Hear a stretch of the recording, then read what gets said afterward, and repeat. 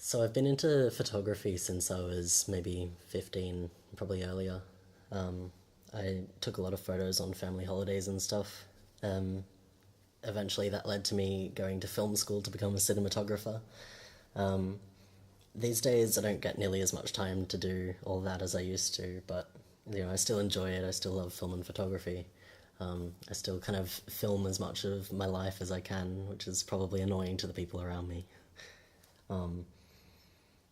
But yeah, I'm bringing the skills to other parts of my life too, which is great. I spend a lot of time at protests like the Redfern Aboriginal Tent Embassy as well. I'm also organising Australia's first Trans Pride March with a group of other trans people.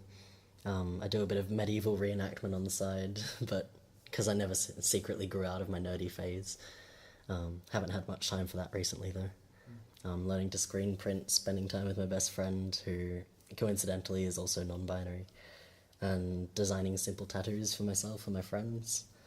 I don't really have one specific thing that I do, I just kind of make art and help other people.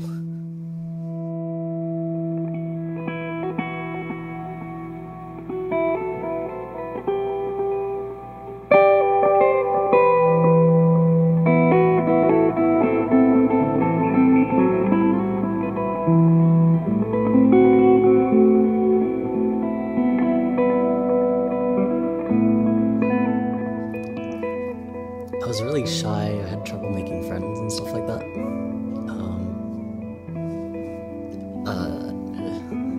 I had trouble making friends with the girls in my year.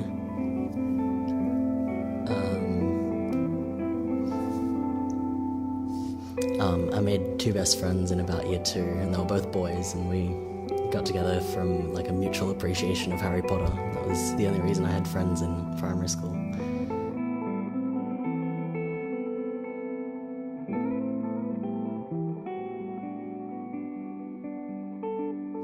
I guess overall I didn't really start feeling like something was wrong until puberty hit though. In childhood it was just the occasional case of like someone enforcing some sort of gender role on me and me kind of ignoring that.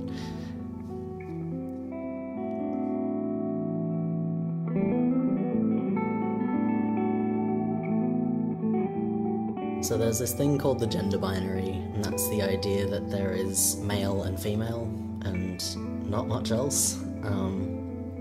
Being non-binary, it means that you fall outside of that binary. It involves it includes a bunch of genders like gender fluid, which I am, or bigender, or androgyne, or neutoire. There's a lot of genders. Yeah, one of the first things people ask you when you tell them that you're non-binary is, what toilet do you use? There's not really a simple answer to that. It's another one of those really gendered things that you don't quite fit into, and so on the day I'll kind of I'll assess how masculine or feminine I look to the people around me. I'll even ask the people I'm with if I have to, and kind of pick one based on that, or if the disabled toilets are available, then I'll definitely use those. But it's just another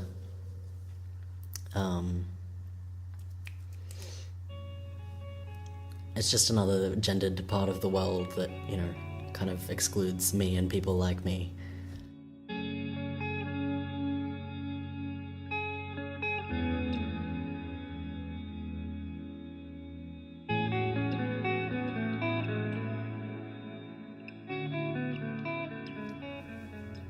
Yeah, I think what made me most nervous about coming out to my parents was that things wouldn't stay the same.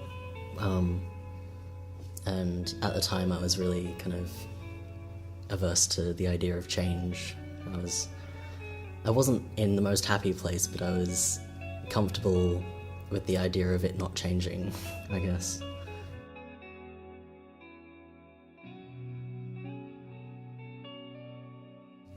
So one thing I was really clear on when I talked to my parents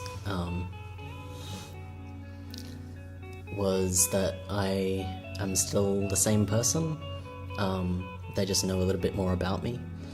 And while that's true, it did mean, being trans did mean that I would have to, not have to, but I would elect to go under a lot of changes.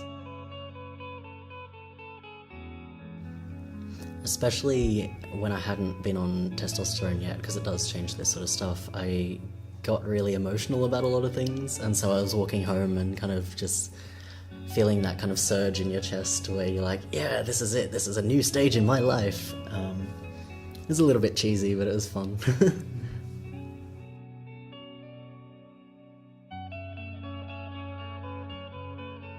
So I'd kind of prepared my parents for a little while beforehand. I think when I came out, I told them I was probably planning on going on hormones.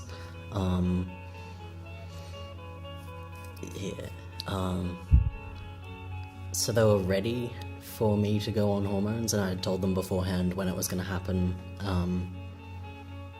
My dad, I think my dad's had some issues with still seeing me as his little girl or whatever, and so when I start to get body hair and when my voice starts dropping, he gets a bit confronted by that, but ultimately he still supports me.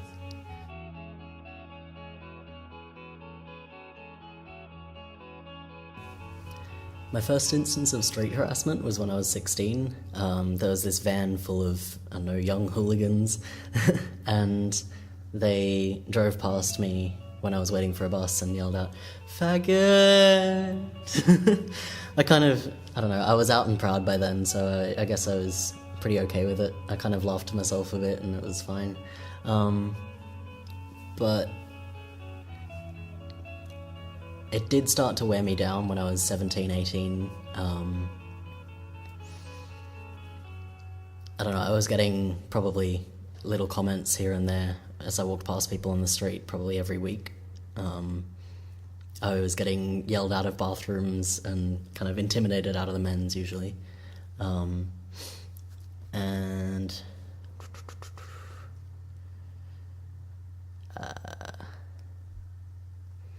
I think one comment that definitely kind of got to me when I was still coming out was when I first put up on Facebook that I was changing my name.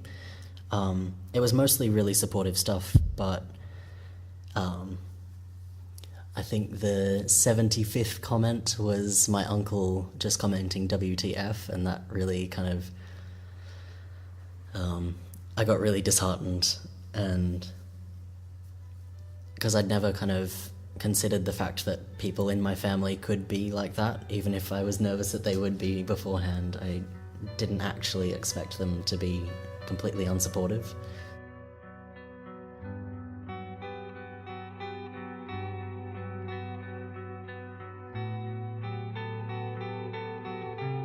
I think it's important for people to realize that non-binary people are real and valid, and transgender people are more than their transition. We're complex and we're interesting, and we have, our ups and downs, and you can find out heaps about us without having to ask really invasive questions like what our genitals look like.